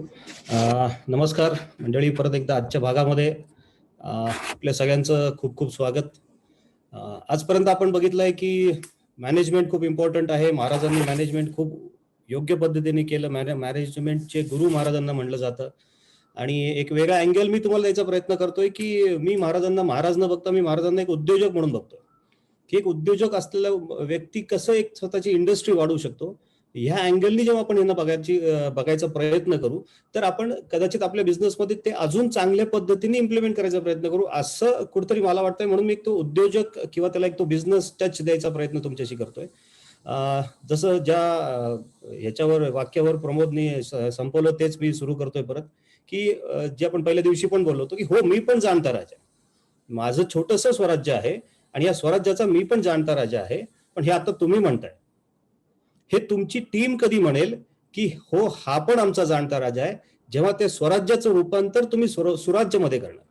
हे सुराज्यामध्ये जेव्हा तुम्ही रूपांतर कराल तेव्हा तुमची टीम पण हे म्हणेल की हा आमचा जाणता राजा आहे. आणि ते होण्यासाठी काय करायला लागेल, हे सुराज्य काय करायला लागेल, सुराज्यासाठी काय करायला लागेल, हे थोडंसं आज जे आपल्याला महाराजांनी काय केलं, जे आपल्याला नेटसर्फनी काय केलं, जे मेंटॉर्सनी काय केलं, तेच आता तुम्ही पण काय गोष्टी करणं अपेक्षित आहे, ह्याच्यावर आपण थोडंसं बोलणार आहोत. परत तेच आहे, संदर्भ मी तुम्हाला परत महाराजांचेच देणार आहे, कारण आजचा विषय माझ्या खूप आवडीचा आहे. सुराज्य हा विषय माझ्या खूप आवडीचा आहे, कारण तो डायरेक्ट कनेक्टेड आहे ऍडमिनिस्ट्रेशनशी आणि डायरेक्ट कनेक्टेड आहे तो मॅनेजमेंटशी. कारण माझा जे आपण जर मला विचारलं की माझं सगळ्यात चांगलं आवडीचं काम कुठलं आहे, तर ते आहे ऍडमिनिस्ट्रेशनचं. मला हे खूप आवडतं, कारण मग तो सुराज्य हा विषय ना मला खूप अट्रॅक्ट करतो. मग हा सुराज्य जो आहे, हा सुराज्य महाराजांनी कसा केला याच्यावर आपण थोडंसं आज बोलणार. म्हणजे मग तुम्ही जे आता उदाहरण तुम्हाला सुग्रे साहेबांनी पण मगाशी दिलं, की जे एक इतिहासकार होते बंगालचे, ज्याचं नाव सुरेंद्रनाथ सेन म्हणून होतं. यांनी हे त्यांच्या पुस्तकात लिहून ठेवलेलं आहे की महाराजांच्या युद्ध कौशल्यावर कदाचित तुम्ही प्रश्नचिन्ह निर्माण करू शकता, पण महाराजांची प्रशासकीय कौशल्य जे होतं याच्यावर 1% पण शंका कोणीही घेऊ शकत नाही. इतकं व्यवस्थित प्रशासन कौशल्य, ऍडमिनिस्ट्रेशन स्किल्स ज्या होत्या महाराजांच्या, या इतक्या व्यवस्थित आणि इतक्या परफेक्ट होत्या. ह्या ऍडमिनिस्ट्रेशन स्किल्सच्या जोरावरच हे सुराज्य आज निर्माण केलं महाराजांनी. अजून एक तुम्हाला चांगला संदर्भ जो सुग्रे साहेबांनी तुम्हाला याच्यामध्ये दिला, तो तुम्हाला दिला होता तो प्लासीच्या लढाईचा. म्हणजे इंग्रजांचं प्रथम, म्हणजे सगळ्यात पहिल्यांदा जेव्हा इंग्रजांचा ध्वज फडकला भारतामध्ये, इंग्रज तर खूप आधी आले होते, पण ध्वज जो पहिल्यांदा, म्हणजे पहिली लढाई जी इंग्रजांनी जिंकली ऑफिशियली, ती होती ती प्लासीची लढाई. आणि त्याचा जो राजा, तिथला जो शासक होता, ज्याला आपण सिराज उदौला ज्याचं नाव होतं, तर ह्याला ह्याच्या प्रशासकीय जी यंत्रणा होती, किंवा हा स्वतः जो एक विचित्र, म्हणजे जो एकदम ज्याला म्हणतो ना आपण की थर्ड क्लास प्रशासक होता, त्याला कंटाळून लोक म्हणले की कुठला गोरा चमडीचा आला तरी चालेल, पण हा नको. आता इथून तुम्ही कनेक्शन लावायचं सुरुवात करायचं स्वतः बरोबर या प्रत्येक संदर्भाचं. म्हणजे पहिली गोष्ट जेव्हा आपण सांगितलं की युद्ध कौशल्य महाराजांचं किती आहे ते माहित नाही, तुमचं युद्ध कौशल्य आहे नो डाऊट, पण त्याच्याबरोबर ऍडमिनिस्ट्रेशन कौशल्य पण असणं गरजेचं आहे. Administration gives birth to management असं म्हटलं जातं. मॅनेजमेंटची जननी जर कुठली असेल तर ती आहे प्रशासन, म्हणजे ती आहे ऍडमिनिस्ट्रेशन. पण ही ऍडमिनिस्ट्रेशन जी आहे, हे ऍडमिनिस्ट्रेशन चुकीचं असल्यामुळे त्या जनतेने दुसऱ्याला चान्स दिला की कोणी आलं तरी चालेल, पण हा नको. आपल्या बाबतीत असं घडू नये याची दक्षता आपण घेणं खूप गरजेचं आहे. आपल्या जनतेने असं नाही म्हणलं पाहिजे कोणी आलं तरी चालेल, पण हा नको, कारण ह्याचं ऍडमिनिस्ट्रेशन, ह्याचं काम नीट नाहीये, कारण हा सुराज्य निर्माण करू शकत नाही, म्हणून मला कोणी पण चालेल, हे आपल्या बाबतीत घडू नये ह्याची दक्षता घेणं खूप गरजेचं आहे. मग स्वराज्याचं सुराज्य नाही झालं तर काय होतं बघा, आपण असं खूप उदाहरणं नेटवर्क मध्ये पण आहेत. आपण खरं तर बोलायला नको, पण तुम्हाला सावध करणं माझं काम आहे की स्वराज्य आलेल्या असे खूप लोक आहेत जे स्वराज्य आलं होतं पण ते सुराज्याकडे नाही नेऊ शकले, आणि ते होतं ते स्वराज्य पण गमवून बसायची वेळ त्या लोकांवर येते, जी ह्या तुम्हाला सिराजउदौलाच्या बाबतीत जो संदर्भ दिला गेला त्यात तेच झालं ना. स्वराज्य होतं, सुराज्य नाही तयार करू शकला, तर जे आहे ते स्वराज्य देखील जाण्याचे चान्सेस नाही म्हणतात, जे गेलं. हे सुराज्य जाऊ नये म्हणून आपल्याला हे स्वराज्य जे आहे हे जाऊ नये म्हणून सुराज्य करणं गरजेचं असतं. आता दुसरी गोष्ट जर केली तर दोन गोष्टी परत मी जो मागाशी म्हटलं तसं की पहिला आहे ऍडमिनिस्ट्रेशन, दुसरा आहे मॅनेजमेंट. आणि ही मॅनेजमेंट जन्म घेतं ऍडमिनिस्ट्रेशन मधून. ऍडमिनिस्ट्रेशन नीट असेल तर मॅनेजमेंट हे 100% नीट होऊ शकतं. आणि महाराजांच्या बाबतीत असं म्हटलं जातं की महाराज या दोन्ही गोष्टींमध्ये एकदम स्किलफुल होते. त्यांचं कौशल्य, म्हणजे हे प्रशासकीय कौशल्य पण तितकंच चांगलं होतं आणि व्यवस्थापन कौशल्य पण महाराजांचं तितकंच चांगलं होतं. खूप संदर्भ असे आहेत इतिहासामध्ये जिथे एखाद्या गोष्टीचं ऍडमिनिस्ट्रेशन पण महाराजांनी केलंय, एखादं प्लॅनिंग पण महाराजांनी केलंय, ते एक्झिक्यूट पण महाराजांनी केलंय, ते मॅनेज पण महाराजांनी केले. असे भरपूर उदाहरणं या याच्यामध्ये आहेत. म्हणजे दोन्ही स्किल्स एकदम परफेक्ट हे महाराजांच्याकडे होते.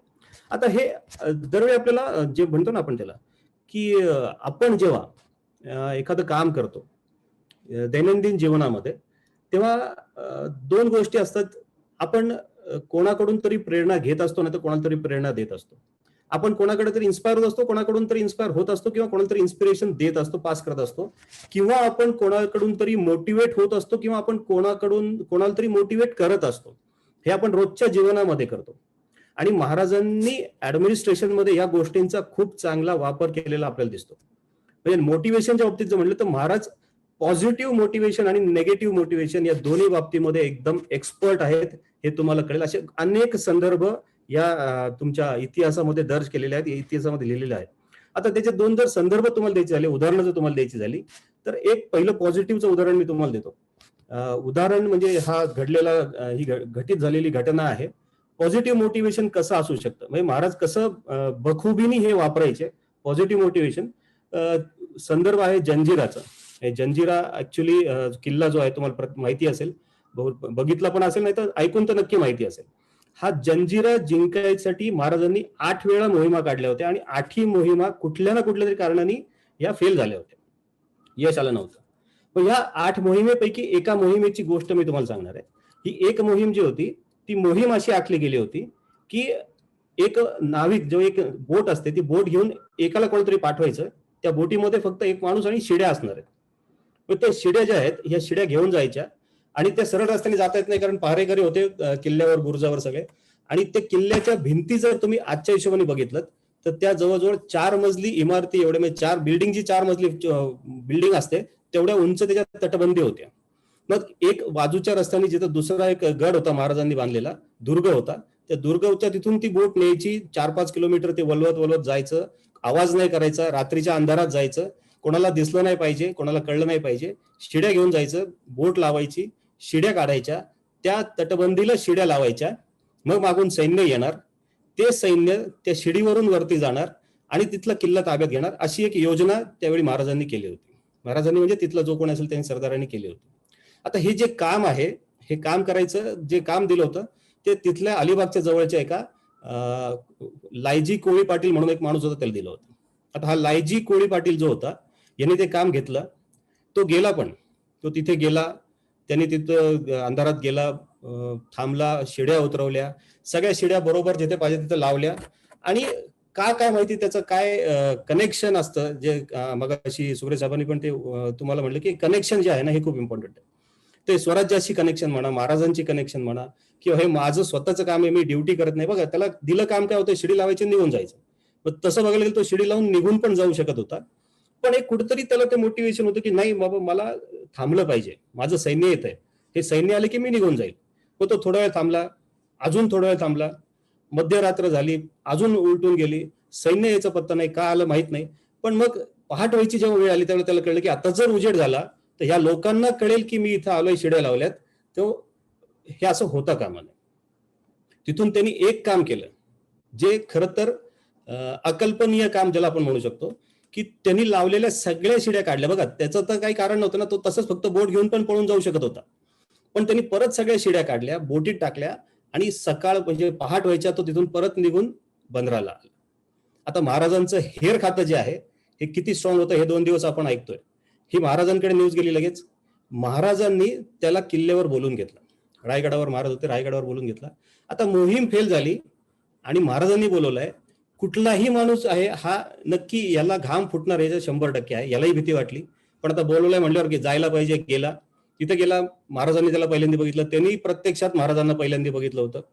ते त्यांचा मुजरा बिजरा झाल्यानंतर महाराजांनी म्हणलं की या व्यक्तीला, हे जे लायजी कोळी पाटील आहेत, ह्याला तुम्ही पालखी द्या आणि भोयांसकट द्या, भोयासकट पालखीचा याला मान द्या. आता हा एकदम चक्रावून गेला, कारण मी तर मोहिमेत पास नाही झालो, माझी मोहीम तर फेल झाली, पण तरी आता शिक्षा किंवा काहीतरी ओरडतील ह्या आशेने गेलेल्या माणसाला डायरेक्ट पालखी, भोयांसकट पालखीचा मान मिळाल्यानंतर तो काय बोलून काय नाही, तरी पण भीत त्यांनी महाराजांना विचारलं, महाराज मोहीम तर फेल झाली, हा मान कशा पाहिजे. तेव्हा महाराजांनी त्याला सांगितलं होतं की बघ तू गेलास, तू तुझं काम केलं, सैन्य आलं नाही ती गोष्ट वेगळी आहे, पण तू अजून एक काम जे चांगलं केलंस, म्हणजे महाराजांचं म्हणणं होतं की पहिली गोष्ट म्हणजे तिथं शिडी लावणं हा 100% धोका होता, आणि तू त्याच्या पलीकडे जाऊन परत लावलेल्या शिड्या काढून आणल्यास म्हणजे तू 200% धोका पत्करला आणि स्वराज्याला त्या जंजिरावर चढाई करून जायची एक संधी परत उपलब्ध करून दिली. कारण शिड्या जर तसाच सोडून आला असतं तर त्यांना कळलं असतं की इथे शिड्या लावून कोणी यायचा प्रयत्न केला, म्हणजे एक जो रस्ता होता आपण अटॅक करायचा किंवा जो त्याच्यावर चढाई करायचा तो आपण गमावून बसलो होतो, आणि हे तू केल्यामुळे हा तुला मान देतो. आज त्याला खरं तर त्याची गरज नव्हती पालखीची, कारण तो बंदरावरचा माणूस होता. तो महाराजांना म्हटला मी घेऊन काय करू पालखी तुमची, मी तर बंदरावरचा माणूस आहे, होडीमध्ये फिरणारा माणूस आहे. मग महाराजांनी त्याला पालखी कॅन्सल करून एक गलबत त्यावेळी दिलं होतं, आणि ती गलबत म्हणले महाराज की याचं नाव पालखी ठेवा. किस्सा असा आहे की गलबत दिलं, होडी दिली, पण त्याचं नाव पालखी ठेवलं, आणि हे महाराजांनी मुद्दामून केलं एक पॉझिटिव्ह मोटिवेशन लोकांमध्ये जाण्यासाठी, की जर तुम्ही स्वराज्यासाठी काहीतरी करताय तर तुमची 100% दखल ही घेतली जाते. हे आपणही आपल्या टीम मध्ये करणं अपेक्षित आहे. हे पॉझिटिव्ह मोटिवेशन खूप गरजेचं असतं. दुसरी महाराजांची एक जी म्हणतो जमेची बाजू होती ती म्हणजे एक निगेटिव्ह मोटिवेशन होतं, हे खरं तर ज्याला जमतं त्यानेच करावं. पण महाराजांकडे ती काय म्हणतो त्याला आपण, महाराजांकडे ती कला होती. म्हणजे तुम्हाला माहिती असेल, आपल्या कालच्याच मला वाटतं भागामध्ये आपण सुग्रे साहेबांनी तुम्हाला कुसुमाग्रजांचा एक संदर्भ दिला होता, की जेव्हा त्याला सोडून दिला, पकडलेला ह्याला गनिमाला सोडून दिला, तेव्हा महाराज जेव्हा हे प्रतापराव परत आले होते तेव्हा महाराजांनी त्यांना ओरडलं होतं. म्हणजे खरं तर हे निगेटिव्ह मोटिवेशन होतं महाराजांचं. आणि त्याच्यातून जी कविता झाली होती, म्हणजे ह्याच्यातले जे काही पहिल्या 2-4 ओळी आहेत ह्या ते महाराजांचं निगेटिव्ह मोटिवेशन कसं काम करतं हे तिथे दिसतं. त्याच्यात ते म्हणलेलं आहे त्या कवितांमध्ये की ते फिरता बाजूस डोळे किंचित ओले, सरदार सहा सरसावून उठले शेले, रिकीबात टाकले पाय झेलले भाले, उसळले धुळीचे मेघ 7 निमिषात, वेड्यात मराठे वीर दौडले 7. हे इतकं मोटिवेशन झालं त्यांना की तुम्ही हे काय केलं, म्हणजे गनिमास धुळीस मिळवल्याशिवाय आम्हास रायगडावर तोंड दाखवू नये एवढं फक्त महाराज बोलले, आणि ह्याच्यातून हा पुढचा सगळा ऐतिहासिक प्रसंग घडला. एक प्रकारचं मोटिवेशन आहे. हे ऍडमिनिस्ट्रेशनचं कौशल्य आहे. हे आपल्याला आपल्या टीम मध्ये करणं फार गरजेचं आहे. महाराजांनी हे खूप चांगल्या पद्धतीने केलंय. अजून एक तुम्हाला जर उदाहरण द्यायचं झालं तर ज्याला आपण म्हणतो ना की आता हा कनेक्शनचा विषय निघाला म्हणून, तर महाराजांचं हे जे महाराजांची मावळे होते किंवा हे जे सैन्य होतं यांच्याबरोबर महाराजांचा एक प्रचंड EQ महाराजांनी मेंटेन केला होता. कारण ऍडमिनिस्ट्रेशन करायचं, टीम सांभाळायची असेल तर त्या टीम बरोबर तुमचं कनेक्शन खूप स्ट्रॉंग असणं गरजेचं आहे. EQ तुमचा खूप प्रचंड स्ट्रॉंग असणं गरजेचं आहे, जो महाराज जाणीवपूर्वक प्रत्येकाबरोबर करत होते. कुठल्याही माणसाला असं वाटायचं नाही की हे महाराज आहेत आणि आम्ही यांची रयत आहोत. महाराज प्रत्येकामध्ये he is one of us असं प्रत्येकाला वाटायचं, हा आपल्यातलंच एक आहे हे प्रत्येकाला वाटायचं. आणि तो EQ जो महाराजांनी जपला होता, हा ऍडमिनिस्ट्रेशन म्हणजे प्रशासकीय कौशल्य ज्याला आपण म्हणतो महाराजांचं, त्याच्यातला हा खूप मोठा महाराजांचा प्लस पॉईंट असायचा. हा प्लस पॉईंट खूप मोठा आहे महाराजांचा. ह्याची असंख्य उदाहरणं तुम्हाला मिळतील. मुलाचं लग्न सोडून, रायबाचं लग्न सोडून जेव्हा तानाजी कोंढाणा सर करायला जातो, किंवा बाजी प्रभूंचं जे महाराजांना आपण आपल्या भाषेत जर म्हटलं तर हे शेवटचा अलविदा करायच्या आधीचं बाजी प्रभूंचं जे वाक्य आहे, हे बाजी प्रभू महाराजांना म्हणलेले आहेत की आम्ही साहेब कामावरी मरितो.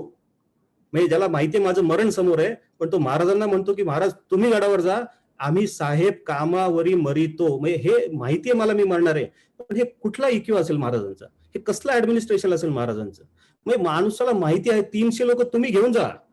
रात्री निघालेला माणूस सकाळी 9 वाजता महाराजांना म्हणतोय की तुम्ही जा, आम्ही दमलोय तुमची पालखी उचलून. 300 बांदलांबरोबर बाजी प्रभू तिथे उभे राहिले, फुलाजी प्रभू त्यांच्याबरोबर होते खिंडीत. आणि हेच ऍडमिनिस्ट्रेशन महाराजांकडून ह्या लोकांमध्ये पण पास झालेलं तुम्हाला दिसतंय. महाराज तर निघून गेले, पण बाजी प्रभूंनी जे तिथून पुढे मॅनेजमेंट केलं, जे ऍडमिनिस्ट्रेशन बाजी प्रभूंनी केलं, की हे जर आले खिंडीतून तर किती लोक येतील, 5,000 किती लोक आहेत, 5,000 आहेत, 10,000 आहेत, पण एका वेळी 1,000 लोक येऊ शकतात. 1,000 लोक जेव्हा येतील तर एक माणसाला 10 लोक मारायची जबाबदारी बाजी प्रभूंनी दिली. त्यांनी सगळ्यांच्या पुढे बाजी प्रभू उभे होते. आणि हे जर 10 लोक, एक माझा माणूस त्याच्या 10 लोकांना मारणार आहे, आणि ह्याच्यातलं की माझ्या माणसाला काही झालं तर त्याच्या मागे बॅकअप प्लॅन बाजी प्रभूंचे परत 10 प्रत्येक 10च्या मागे 10 माणसं उभी होते, आणि 50 लोक दोन्ही कड्यांवर होते दगड धोंड्यांनी अटॅक करण्यासाठी. हे मॅनेजमेंट महाराजांकडून, हे जे ऍडमिनिस्ट्रेशन हे महाराजांकडून खाली देखील पास झालेलं दिसतं, किंवा कदाचित ते महाराजांनी त्यांच्याकडून करून पण घेतलं असेल. आपल्यातली गोष्ट आपण आपल्या टीम मध्ये पास करणं हे याच्यातून शिकण्यासारखं आहे. हे जे लोक आहेत, ही महाराजांची जी कला आहे, ही आपल्याला खरंच आपल्या टीम मध्ये वापरणं खूप गरजेचं आहे. आपल्याला जर वाटतं की आपल्या टीमचं जर सुराज्य उद्या येणं गरजेचं आहे, तर आपल्याला ह्या गोष्टी करणं अत्यंत गरजेचं आहे. अजून एक गोष्ट जी जो संदर्भ तुम्हाला सुग्रे साहेबांनी दिला, तो म्हणजे की EQ तर होता महाराजांचा, पण महाराजांनी जो कॉन्फिडन्स दिला होता लोकांना, तुम्ही काय जर हे का लढले हो, ही लोक बाजी प्रभू सारखी माणसं, तानाजी सारखे हे का लढले, कारण यांना माहिती होतं की आमच्या पोरा बाळांवर लक्ष ठेवायला कोणतरी आहे. ज्याला आपण एक कोट आहे मराठीतला खूप फेमस कोट आहे की लाख मरोत पण लाखांचा पोशिंदा ना मरोत. हे त्यांना माहिती होतं की आपण गेलो तरी चालणार आहे, पण आपलं कुटुंब मागे सुरक्षित राहणार आहे. जे खरं काम नेटसर्फ आजच्या काळामध्ये फॅमिली प्रोटेक्शन प्लॅनच्या नावाने आपण करतो. हे कोणी सांगितलं नाही किंवा हे कंपल्सरी नाहीये करायला, हे कुठल्या कायद्यामध्ये नाही की नेटसर्फने दिलं पाहिजे. पण ह्याला ज्याला म्हणतो ना आपण की हे आपण कशाने केलं, की स्वयंप्रेरणेने केलं. महाराजांनी काय केलं, महाराजांना कुठला कायदा नव्हता, पण हे स्वयंप्रेरणेमधून जे महाराजांचं आलं की माझी लोक जर स्वराज्यासाठी एवढं करतायत तर त्यांच्यासाठी काहीतरी करणं माझं पण काम आहे. माझी टीम जर आज फील्डवर काहीतरी करते, त्यांच्यासाठी एक लीडरचं पण काम आहे की त्यांच्यासाठी काहीतरी केलं पाहिजे. मग ती पेन्शन असेल, मग ते जसं तुम्हाला आता संदर्भ दिला की बाजी प्रभू फुलाजी प्रभू यांच्या 8 मुलांना तिथे कामावर घेतलं गेलं. ते बांदल जे लोक होते ते गेलेले होते, त्यांच्या घरात कोण असतील त्यांनाही स्वराज्यामध्ये रुजू करून घेतलं गेलं. त्याचबरोबर ज्या विधवा होत्या त्यांच्यासाठी फॅमिली पेन्शन पण चालू केली. आणि नुसती चालू केली म्हणजे माझी इच्छा आहे हिला इतके पैसे द्या आणि यांना इतके पैसे द्या असं नाही केलं. तर महाराजांनी एक पॅटर्न सेट केला, एक सिस्टम सेट केली की जो महाराज म्हणले की मी असेल तरी हेच आणि मी नसल्यावर पण हेच. हे सिस्टम, हे पॅटर्न, हे सेट महाराजांनी एक सिस्टम लावून दिली, एक पॅटर्न सेट केला. म्हणून महाराजांनंतर इतके वर्ष औरंगजेब आला, इथे स्वराज्य धुळीत मिळवण्यासाठी आला, प्रयत्न केले, शेवटी तो धुळीत मिळाला पण स्वराज्याला धुळीत मिळवू शकला नाही. कारण हे सेट पॅटर्न आणि सिस्टम महाराजांनी तयार केले. हे महाराजांनी तयार केलेली ऍडमिनिस्ट्रेशन सिस्टीम ही त्याच्यानंतरही काम करत होती. तर हे पॅटर्न, हे सिस्टम महाराजांनी सेट केलं होतं. हे 50% जो माणूस ज्यावेळी स्वराज्यात काम करत असताना पडला तर त्याच्या कुटुंबाला 50% शेवटचा जो पगार होता त्याच्या 50% कुटुंबाला मिळेल, ही एक सिस्टम महाराजांनी लावून दिली होती. त्यानंतर बाल परवेशी नावाची एक योजना महाराजांनी चालू केली होती लहान मुलांसाठी. आणि जो संदर्भ तुम्हाला सुग्रे साहेबांनी पण दिला की दुष्काळ जर पडला तर 2.5 शेरी नावाची एक योजना महाराजांनी चालू केली होती. म्हणजे प्रत्येक कुटुंबाला 2.5 शेर धान्य महाराज त्यावेळी देत होते की तुम्ही स्वराज्य आहात, तुम्ही स्वराज्याची रयत आहात, हे सुराज्य आहे, या सुराज्यामध्ये कोणाचेही हाल अपेष्टा होणार नाही, हे बघणं म्हणजे सुराज्य. माझ्या टीममध्ये कुठलाही माणूस असंतुष्ट राहणार नाही, माझा कुठलाही माणूस आज दुखी राहणार नाही, हे एका लीडरचं बघणं काम आहे. म्हणजे लीडरच्या टीममध्ये आलेलं सुराज्य आहे. हे सुराज्य महाराजांनी चालू केलं होतं. मग त्यानं म्हणून म्हणलं जातं की आज हे सगळं महाराजांनी केलं, त्यामुळे आज 300 वर्षांनंतरही आपल्याला महाराज आठवतात. आज महाराजांच्या 300 वर्षानंतरही जर कोणी विचारलं की राजा कसा असावा तर प्रत्येक जण म्हणतो महाराजांसारखा असावा, छत्रपती शिवाजी महाराजांसारखा असावा. कारण त्यांनी जे केलं ते सुराज्य होतं. मग हे सुराज्य आपल्याला आपल्या टीम मध्ये तयार करायचंय. आपली रयत कशी आहे, आपल्याला जर लोकांनी जाणता राजा म्हणलं पाहिजे तर आपण काय काय करणं गरजेचं, या सगळ्या गोष्टीच्या महाराजांनी त्यांच्यासाठी केल्या. त्याच्यातल्या मॅक्झिमम गोष्टी ज्या आपल्याला आपल्या टीमसाठी कराव्या लागणार आहेत, या प्रत्येक गोष्ट आपण आपल्या टीमसाठी करणं गरजेचं आहे.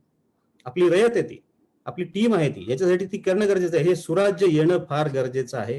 हे ऍडमिनिस्ट्रेशन त्याच्यासाठी खूप आणि खूप महत्वाचं आहे. ही त्याला म्हणलं जातं ना की ही कला, ऍडमिनिस्ट्रेशन खरं तर ही कला आहे. ऍडमिनिस्ट्रेशन हे शास्त्र पण आहे. आणि महाराज गेल्यानंतर 200 वर्षानंतर हे उदयास आलेलं आहे.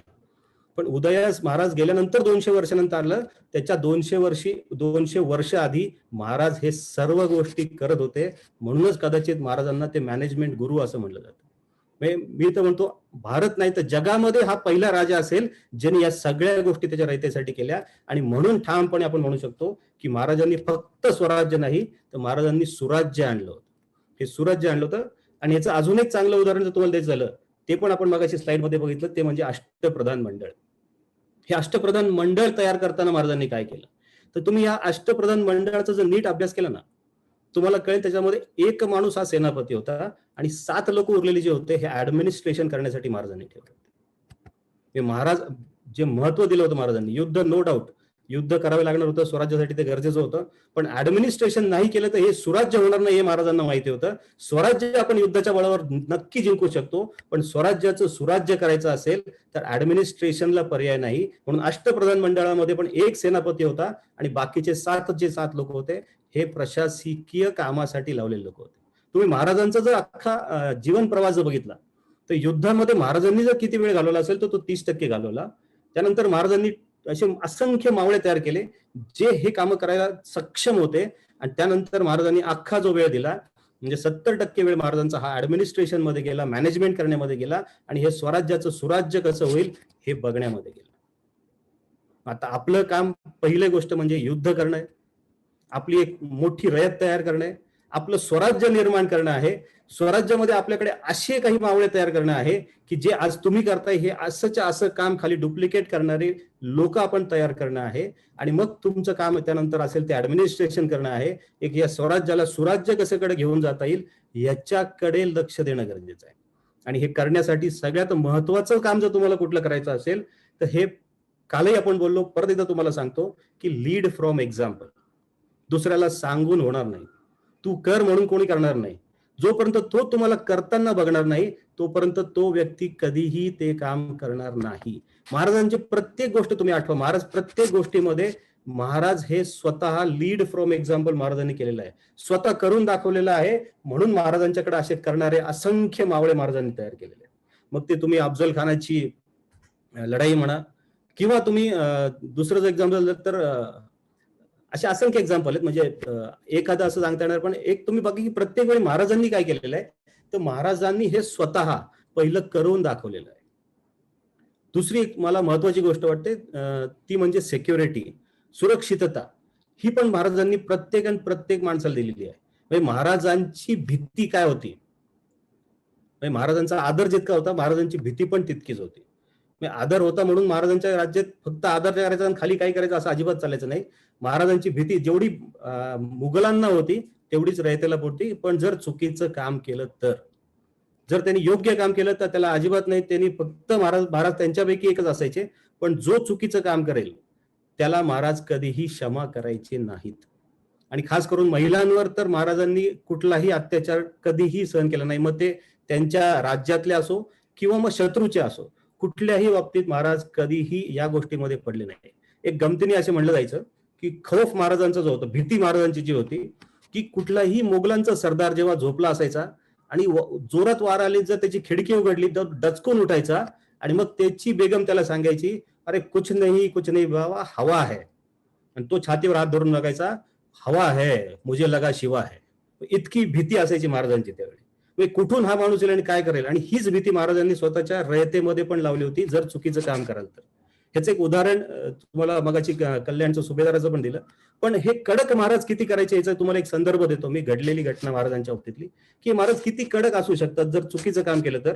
ही घटना आहे अब्दुल शाहच्या ह्याच्यामध्ये. अब्दुल शाहकडे एक बेलवाडी नावाचा किल्ला होता. हा बेलवाडी किल्ला जो होता, ह्याची किल्लेदार एक महिला होती. तिचं नाव सावित्रीबाई असं त्या महिलेचं नाव होतं. ती किल्लेदार होती त्या बेलवाडीच्या किल्ल्यावर. आणि तो किल्ला फतेह करण्यासाठी महाराजांनी त्यांचा एक सरदार होता, सुकोजी गायकवाड म्हणून त्याला पाठवलं होतं. तर सुकोजी गायकवाड तिथं गेला, त्यांनी वेढा घातला, युद्ध केलं. 27 दिवस ती महिला, ती बाई जी होती सुकोजीबाई, ती लढली. 27 दिवसानंतर ती हारली, किल्ला ताब्यात घेण्यात आला. पण या मस्तीमध्ये या सुकोजी गायकवाड जे आहेत यांनी त्या महिलेवर अत्याचार केला. ती जी सावित्रीबाई होती त्याच्यावर अत्याचार झाला. मग त्यानंतर जेव्हा हा सगळं करून इकडे महाराजांकडे आला गुड न्यूज सांगायला, मी किल्ला फतेह केला, तेव्हापर्यंत महाराजांचं हेर परत गुप्तहेर कसे होते तुम्हाला माहिती आहे. तर ह्यांनी महाराजांपर्यंत ऑलरेडी दिलं होतं की किल्ला तर जिंकलाय, पण या व्यक्ती आपल्या सरदारांनी तिथं एक चुकीचं काम पण केलेलं आहे. महाराजांनी त्याला बक्षीस काय नाही दिलं. त्याच क्षणी त्याचे डोळे काढण्याची आज्ञा महाराजांनी दिली होती. महाराजांकडे 3 मेन शिक्षा होत्या, डोळे काढायचे, हात कापायचे, तर पाय कापायचे. महाराज यापैकी कुठली शिक्षा द्यायची नाही. आणि हे 3 शिक्षा अशा होत्या, जो चूक करेल ते साबित झालं तर याच्यापैकी एक शिक्षा नक्की मिळायची. त्यामुळे महाराजांच्या या सुराज्यामध्ये कधी चुकीची कामं झाली नाही. कोणी डेअरिंग करायचं नाही, चुकीचं काम करायचं. आणि प्रत्येकालाही माहिती होतं की जर मी चांगलं केलं तर मला महाराज नक्की माझ्या शेजारी बसून माझ्या पाठीवर हात ठेवून बोलणार आहेत. आणि याचे खूप उदाहरणं पण आहेत.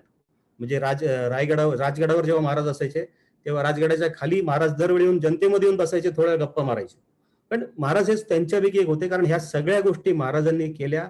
हे महाराजांचं एक मॅक्रो प्लॅनिंग होतं की स्वराज्याला सुराज्यापर्यंत घेऊन जायचं. महाराज हे मॅक्रो प्लॅनिंगचे पण मास्टर होते, महाराज हे मायक्रो प्लॅनिंगचे पण मास्टर होते.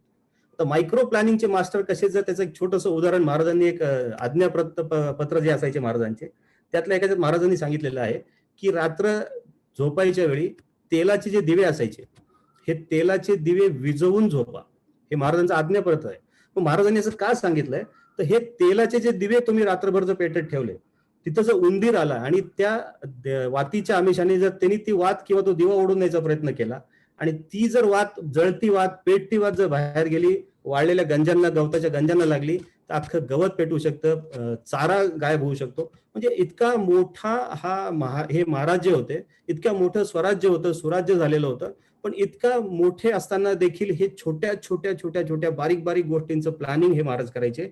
म्हणून महाराजांना मॅनेजमेंट गुरु म्हटलं जातं, ऍडमिनिस्ट्रेशनचं एक्सपर्ट म्हटलं जातं, मॅक्रो प्लॅनर म्हटलं जातं आणि एक मायक्रो प्लॅनर पण म्हटलं जातं. हे सगळे कौशल्य एक स्वराज्य टू सुराज्य करायला जे होते महाराजांकडे तर होते. आता आपण जर विचार केला तर आपल्यालाही हे स्वराज्य ते सुराज्य करायचं असेल तर हे जितके काही संदर्भ आज तुम्हाला मिळालेले आहेत या प्रत्येक संदर्भाचा नीट अभ्यास करून हे मी माझ्या टीम मध्ये कसं वापरू शकतो हे तुम्हाला करावं लागेल.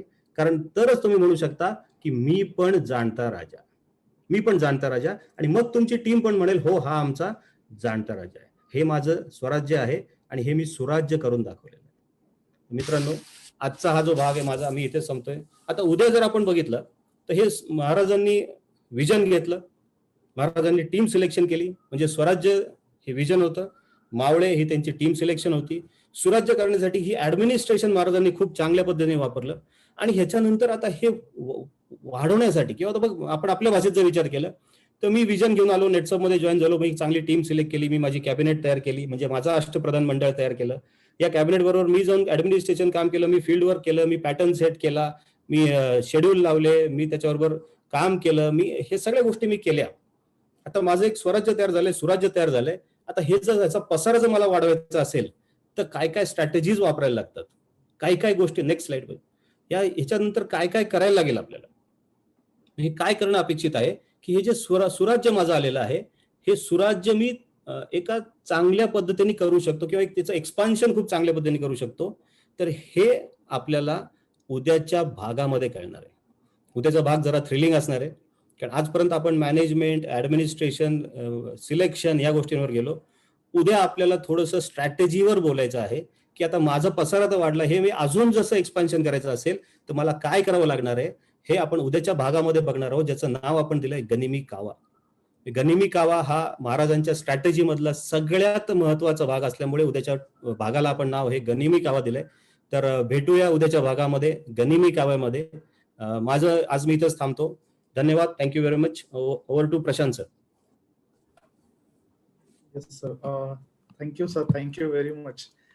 सचिन सरांनी आणि सुग्रेव सरांनी खूपच जबरदस्त पद्धतीने आपल्याला या ऍडमिनिस्ट्रेशन वरती मार्गदर्शन केलेलं आहे. तर दोघांसाठी एकदा जोरदार टाळ्या झाल्या पाहिजेत. थँक्यू. सुग्रेव सर आहेत का? हो आहे sir. Yes sir, yes sir. आहे सर. हा मला थोडंसं बोलायचं होतं आज. हा येस येस येस सर. गनिमी कावा उद्या आहे. आज आपण समजा जर बघितलं, महाराजांनी एक सुराज्य निर्माण केलं, नेटसपने एक सुराज्य निर्माण केलं, प्रत्येक जणांनी ज्या ज्या लिडरनी केलं तो मेंटॉर झालाय. आणि तुम्ही सुराज्य बनवायला पाहिजे म्हणजे तुम्ही आता या क्षणी काय करायला पाहिजे, जे मला वाटतं ते मी 2-3 गोष्टी तुमच्याशी नक्की शेअर करेन, ज्या मला वाटलं की राहिलेल्या आहेत त्या मी आता बोलतो. पहिली गोष्ट म्हणजे की तुमची अखंड टीम जी आहे ही तुमची रयत आहे, ही तुमची प्रजा आहे. या टीम मधला प्रत्येक जण जर सुखी राहिला, समाधानी राहिला आणि त्याला जर वाटलं की माझं भविष्य उद्या उज्ज्वल आहे तर तो तुमच्यावर राहणार आहे, कारण त्याला तुमच्यासोबत काम करताना मजा येते. आता त्याला मजा येते म्हणजे काय, तो तुमच्यावर राहणार आहे. तर तुमचा रोल आता काय असायला पाहिजे, तुम्ही हे बघा की तुमच्या टीम मध्ये युजर्स किती आहेत. खरंच आपण त्या युजर्सची काही काळजी घेतली आहे का? म्हणजे कंपनी एखादी ऑफर टाकते, आपल्याला व्हॉट्सअपवर येतं, आपण पण खाली व्हॉट्सअपवर टाकून देतो, पण आपण त्या युजरला जर कॉल केले, भले तो बिझनेस नाही करणार आहे, तो रिटेलिंग पण नाही करणार आहे, पण तुम्ही बोलल्यामुळे तो प्रोडक्ट कदाचित 4,000चे ऐवजी 8,000चे 10,000चे घेऊ शकतो, जेणेकरून तो टर्नओव्हर पण देईल आणि त्या प्रोडक्टचा तो यूज पण करेल. म्हणजे तुमच्या टीम मध्ये कोण कोण युजर्स आहेत, त्यांच्यासाठी तुम्ही काय करताय हे करणं म्हणजे तुम्ही त्या प्रजेला सुखी करताय. तुमच्या टीम मध्ये भरपूर अस्मिता असतील, काही पार्ट टाइमर्स असतील. आता ते इटेलिंगच्या माध्यमातून खरंच करतायत का, त्यांना ते कसं एनरोल व्हायचं हे कळलंय का, लिंक कशी पाठवायची हे कळलंय का, त्यातनं ते कसं पुढे बिझनेस करणार आहेत, त्यांना प्रोडक्ट ट्रेनिंग मिळतंय का, त्यांना मी कुणाच्या माध्यमातून देऊ शकतोय का, हे बघणं तुमचं काम आहे. कारण ते इटेलिंग करतील, त्यांना रोज काहीतरी पैसे येतील, ते सुखी समाधानी राहतील, तर तुमची प्रजा पण सुखी समाधानी राहतील. याच्यानंतर तुमचे जे नेटवर्कर म्हणून आलेत, काय बाबा त्याच्याकडनं लिस्ट जनरेट झाली का. आता त्याला नुसतंच सांगून उपयोग नाही की लिस्ट बनव, त्याच्याकडनं ती लिस्ट जनरेट झाली का, त्याचे ते गेस्ट कव्हर होत आहेत का, त्याचं सक्षम अस्मिता अचीव्ह होतंय का, ते बघणं तुमचं काम आहे. नाही तर प्रमोद सुगरेंनी हत्ती साखळी घेतला, त्याला माझी लोक बसली होती, पुढं काय झालं बाबा, त्यांनी लिस्ट जनरेट केली का नाही केली हे बघणं तुमचं काम आहे. तो L1 झाला म्हणजे अरे त्यांनी छान अचिव्हमेंट केली आहे, त्याची शाबासकी काय फक्त त्याला कंपनीनेच द्यावी का, बोनस काय फक्त कंपनीनेच द्यावा का त्याला, तुम्ही त्याच्यासाठी काय करताय, तुम्ही त्याच्यावर बोलले का, त्याचं रिपीट होतंय का, त्याला परत तो L2 होतोय का, हे करण्यासाठी मी काय एफर्ट्स घेतोय, मी कोणाच्या ट्रेनिंगला बसवतोय, ट्रेनिंग झाल्यावर काय होतंय. म्हणजे रवी वेंकरने L1चं समजा ट्रेनिंग घेतलं, पुढे मी काय केलं त्याचं मला माहित नाही. पण हे नाही व्हायला पाहिजे. धैर्य साहेब गेस्ट सेमिनार घेतात, तिथं माझ्या कुठल्या माणसाच्या कुठला गेस्ट बसला, कदाचित त्याच्याकडून क्लोजिंग नाही होणार, मला क्लोजिंग करायला हवं, ते तुम्ही करणं आवश्यक आहे. याच्यात सोबत आता समजा थोरातने एवढं मस्त कमांडो ट्रेनिंगचा पॅटर्न चालू केला, मग माझी लोक हे कमांडो ट्रेनिंग घेत आहेत का, घेतल्यानंतर त्याला काय समजलं, काय जमतंय, काय नाही जमत. थोडक्यात काय, तर तुम्ही तुमच्या सगळ्या टाईपची लोक पहिली शोधा. तुमच्या टीम मधल्या अस्मितांसाठी तुम्ही काय करू शकताय. तुम्हाला मदत करायला सगळे रेडी आहेत. कंपनी आहे, मॅनेजर्स आहेत, सगळे मेंटॉर्स आहेत, सिनियर्स आहेत. तुम्ही हे बघा की तुमच्या टीम मध्ये कोण कोण लोक आहेत, त्यांना सॅटिस्फाईड करण्यासाठी तुम्ही काय पावलं उचलताय. आणि ज्यावेळी तुमच्यामुळे त्यांचं समाधान होईल ना, कोणाचं प्रोडक्ट वापरून, कोणाचं रिटेलिंग करून, कोणाचं नेटवर्किंग करून, अचिव्हमेंट करून, त्यावेळी त्या सगळ्या लोकांना वाटणार की हो, मी ह्या लीडर बरोबर काम करताना मला मजा येते, कारण माझ्या सगळ्या गरजा तर पूर्ण होत आहेत, मला माझं भविष्य उज्ज्वल दिसतंय आणि मी सुरक्षित सुद्धा इथं आहे.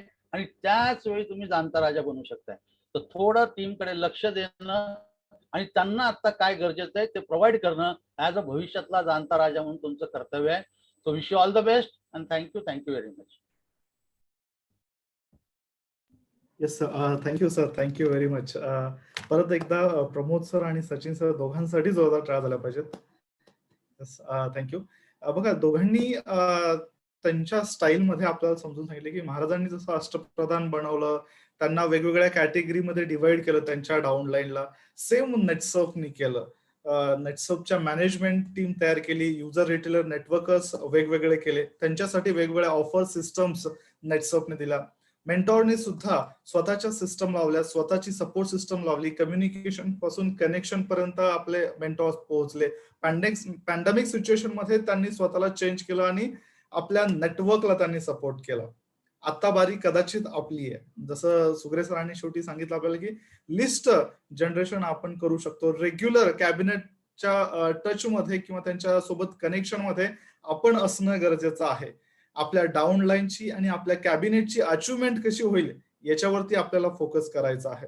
आता सर्वांना माहिती आहे की लॉकडाऊन आहे, कदाचित आपल्या डाऊनलाईनला असं असेल बरेचसे फुल टाइम सुद्धा वर्क करणारे आपल्याकडे डिस्ट्रीब्युटर्स आहेत. मग त्यांच्या घरी पे आउट कसं जाईल, त्यांच्या घरी कमिशन कसा जाईल, याच्यावरती सुद्धा as a distributor, as a leader, as a जाणता राजा म्हणून मला वर्कआउट करणं गरजेचं आहे. आणि याच्या माध्यमातून आपण डेफिनेटली एक स्वतःच सुराज आपण निर्माण करू शकतो. So thank you very much. आणि उद्याच्या भागात आपण जसं सरांनी सांगितलं की गणिमी कावा याबद्दल पाहणार आहोत. तर उद्या भेटूयात 3 वाजता. So thank you very much and all the best. Thank you.